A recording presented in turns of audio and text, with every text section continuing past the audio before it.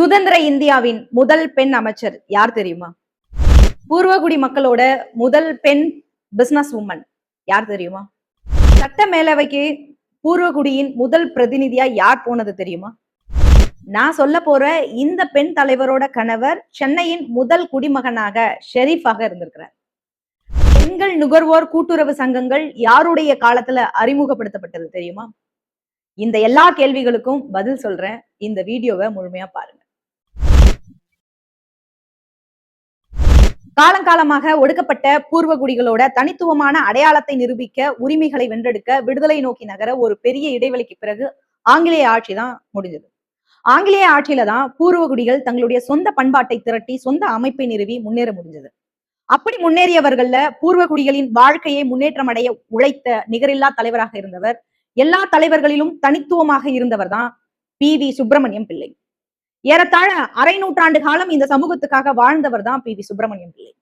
அவருடைய குடும்ப பாரம்பரியத்தின் தொடர்ச்சி தான் தமிழ்நாட்டு அரசியலில் ஆளுமையாக இருந்தவர் அம்மா ஜோதி அவர்கள். ஜோதி அம்மாவை பற்றி எனக்கு சில சந்தேகங்களையும் தகவல்களையும் நான் உறுதி செய்திக்க எனக்கு பேருதவியா இருந்தவர்கள் ரெண்டு பேரு. ஒருத்தர் மூத்த அரசியல்வாதி, 4 முறை சட்டமன்ற உறுப்பினரான அண்ணன் சேகு தமிழரசன் அவர்கள். இன்னொருவர் நான் எப்பொழுதும் தகவல்களின் களஞ்சியம்னு சொல்லக்கூடிய மூத்த வழக்கறிஞர் அண்ணன் கௌதமன் அவர்கள். இவங்க 2 பேர் தான் நான் எப்போ என்ன சந்தேகங்கள் கேட்டாலும் எனக்கு ரொம்ப தெளிவாகவும் தங்களுடைய அனுபவங்களையும் சேர்த்து சொல்லக்கூடிய நபர்களா இருக்கிறாங்க. அறிவு தளத்துல எனக்கு எப்பப்பெல்லாம் உதவி தேவைப்படுதோ அப்பெல்லாம் எனக்கு பேருதவி செய்யக்கூடிய இந்த 2 நபர்களுக்கும் அப்படிதான் ஜோதி அம்மாவை பற்றிய சில சந்தேகங்களும் அவங்க கிட்ட கேட்டேன். அவங்க எனக்கு தெளிவுபடுத்தினாங்க. அவங்களுக்கு இந்த நேரத்துல என்னுடைய நன்றியை நான் பதிவு செய்ய கடமைப்பட்டிருக்கிறேன். ஜோதி அம்மாவோட குடும்பம் பி.வி. சுப்பிரமணியம் அவர்களுக்கு நெருங்கிய உறவினர்களாக இருந்தவங்க. பி.வி. சுப்பிரமணியம் அவர்கள் சமூக களத்துல பணியாற்றியதற்கு ஒரு வரலாறு உண்டு. அவருடைய வரலாறை அடுத்தடுத்த வீடியோவுல நம்ம பேசுவோம். அது ஒரு நீண்ட நெடிய வரலாறு. அதை நான் தயாரித்துக் கொண்டிருக்கிறேன். பி.வி. சுப்பிரமணியம் அவர்கள் பொது வாழ்க்கையில தடம் பதித்த ஜோதி அம்மா அவர்கள் அக்டோபர் 27, 1917 பர்மாவில பிறந்திருக்கிறாங்க. பர்மாவினுடைய தலைநகரான ரங்கூன்ல சீனியர் கேம்பிரிட்ஜ் வரை படிச்சிருக்காங்க. 1934 ஜோதி அம்மாவோட குடும்பம் சென்னை வந்திருக்காங்க. சென்னையில பி.வி. சுப்பிரமணியம் அவங்களுடைய குடும்பத்தோட அவங்க ஒன்றிணைஞ்சு வாழ்ந்திருக்கிறாங்க. 1935 ஜோதி அம்மாவுக்கும் பி.வி. சுப்பிரமணியம் அவர்களுடைய மகன் வெங்கடாச்சலத்துக்கும் பெரியவங்க எல்லாம் சேர்ந்து திருமண பந்தத்துல இணைச்சிருக்கிறாங்க. இந்த திருமணத்துக்கு பி.வி. சுப்பிரமணியத்தோட குடும்பம் உலக புகழ் பெற்ற குடும்பம். பெரிய மசாலா கம்பெனி பண்ணக்கூடிய பிசினஸ் பண்றவங்க. அதனால சமூகத்துல பெரிய செல்வாக்கோட வாழ்ந்தவங்க. அதனால ஜோதி அம்மாவோட வெங்கடாச்சலம் அவங்களோட திருமணத்துக்கு வாழ்த்தி லண்டன் அரசு அரண்மனையிலிருந்து இந்த கல்யாணத்துக்கு வாழ்த்து மடல் வந்திருக்குன்னா பாத்துக்கோங்க. இந்திய வைஸ்ராயும் சென்னை ஆளுநரா இருந்த ஜான் பிரான்சிஸ் ஆஸ்லியும் இந்த திருமணத்துக்கு வாழ்த்து செய்தி அனுப்பியிருக்கிறாங்க. அது மட்டும் இல்லாம சென்னை மாகாண முதலமைச்சர் அன்னைக்கு இருந்த பொப்பிலி ராஜா தன் சக அமைச்சர்களான பி.டி. ராஜன், எஸ். குமாரசாமி இவங்களோட நேர்ல இந்த தம்பதிகளை வாழ்த்தி இருக்கிறாங்க. அந்த அளவுக்கு செல்வ செழிப்பாவும் அதிகாரத்துல இருக்கிறவங்களோட மிக நெருக்கமாவும் பி.வி. சுப்பிரமணியம் அவர்கள் குடும்பம் இருந்திருக்கிறாங்க. பர்மாவில இருந்து தாய் மண்ணுக்கு வந்ததும் தன்னை சமூக சேவையில ஈடுபடுத்திக்கணும்னு நினைச்சிருக்கிறாங்க அம்மா ஜோதி அவர்கள். அதன் அடிப்படையில 1938 சமூக வாழ்க்கைக்கு வந்திருக்கிறாங்க. தெளிவான பேச்சு, உறுதியான பொதுநல பண்பு கொண்ட ஜோதி அம்மாளுக்கு பொது மேடையின் மூலமா தன்னுடைய அறிவார்ந்த ஆக்கப்பூர்வமான சிந்தனையை வெளிப்படுத்தி அவங்க களமாடி இருக்கிறாங்க. 2வது உலகப் போரின் போது சென்னை மாகாண ஆளுநராக இருந்த சர் ஆர்தர் ஆஸ்வல்டு ஜேம்ஸ் கெம்ப் அப்படிங்கிறவரு ஜோதி அம்மா அவர்களை 1940 கௌரவ நீதிபதியா நியமிச்சிருக்கிறாரு. 1950 சென்னை மாகாண முதலமைச்சராக இருந்த பி.எஸ். குமாரசாமி ராஜா ஜோதி அம்மாள் அவர்களை மாநில சமூக நல வாரியத்தினுடைய துணைத் தலைவரா பொறுப்பேற்க செய்திருக்கிறாரு. ஜோதி அம்மாள் அரசின் எல்லா தளத்திலும் பெண்களினுடைய பங்கு இருக்கணும் அப்படின்னு வலியுறுத்தி இருக்கிறாங்க. பெண்கள் முன்னேற்றத்துல ரொம்ப கவனம் செலுத்தி இருக்கிறாங்க. ஆண்களுக்கு இருக்கிறதுக்கு போலவே பெண்களுக்கான நிலம், தொழில்னு ஏற்படுத்தி தரணும் அப்படின்னா அந்த நேரத்துல பெண்களுக்கான உரிமைகளை பேசுறதுங்கிறது ரொம்ப சொப்பமா இருந்தது. அதை நோக்கி இவங்க வேலை பார்த்திருக்காங்க. அதுவரை பெண்கள் விஷயத்துல மேலோட்டமான திட்டங்களை கொண்ட சமூக நல வாரியம் இவங்களோட முயற்சிகளுக்கு பிறகு பெண்களுக்காக சில அடிப்படையான மாற்றங்களை ஏற்படுகிற வகையில திருத்தி அமைச்சிருக்காங்க. 1950 மாகாண கல்வி அமைச்சர் மகாதேவ மேனன் பரிந்துரையின் பேர்ல சென்னை பல்கலை செனட் உறுப்பினராகவும் ஜோதி அம்மா இருந்திருக்கிறாங்க. அவங்களோட பதவி காலத்துல பெண்கள் தலித் மக்களினுடைய கல்வி வளர்ச்சியில ரொம்ப அதிக கவனம் செலுத்தி களமாடி இருக்கிறாங்க. பெண்கள் தலித் மக்களின் சேர்க்கை விகிதம் ஒவ்வொரு கல்வியாண்டிலையும் அதிகமா ஆகணும் அப்படின்னு சொல்லி இவங்க கடுமையா உழைச்சிருக்கிறாங்க. அதை தொடர்ந்து 1952 ஜோதி அம்மாவோட கணவர் பி.வி.எஸ். வெங்கடாச்சலம் அவர்கள் சென்னையின் முதல் குடிமகனான ஷெரீஃபா அன்றைய முதலமைச்சர் ராஜகோபாலாச்சாரியால நியமிக்கப்பட்டிருக்கிறார். இந்த பதவியை பி.வி.எஸ். வெங்கடாச்சலத்திற்கு முன்னாடியும் அவருக்கு பின்னாடியும் ஒடுக்கப்பட்ட மக்கள்ல இருந்து அந்த பிரதிநிதிகள் யாரும் வரலங்கிறதா குறிப்பிட்டு சொல்லக்கூடிய ஒரு விஷயமா இருக்கு. ஜோதி அம்மாவினுடைய ஆளுமை, வளர்ச்சி, அவங்களுடைய பழகிய அனுபவத்த பார்த்து அன்றைய முதலமைச்சர் தன்னுடைய அமைச்சரவைய அலங்கரிக்கணும்னு கேட்டுக்கிட்டு இருந்திருக்கிறாரு. ஜோதி அம்மாவை சுற்றி இருக்கக்கூடிய எல்லாமே தவிர்க்க முடியாத அரசியலா இருக்குன்னு உணர்ந்திருக்கிறாங்க ஜோதி அம்மா. அவங்களுடைய அரசியல் பிரவேசம், அமைச்சர் பதவிய அவங்க ஏத்துக்கிட்ட பிறகு தான் ரொம்ப விஸ்வரூபமா அவங்க களமாடி இருக்கிறாங்க. உண்மைய சொல்லணும்னா, ஜோதி அம்மா காங்கிரஸ்ல இணையல. ஆனா காங்கிரஸ் அவரை இணைச்சுக்கிட்டாங்க. அவங்களா முன் வந்து இணைச்சுக்கிட்டாங்க அப்படின்னு சொன்னா சரியா இருக்கும்னு நினைக்கிறேன்.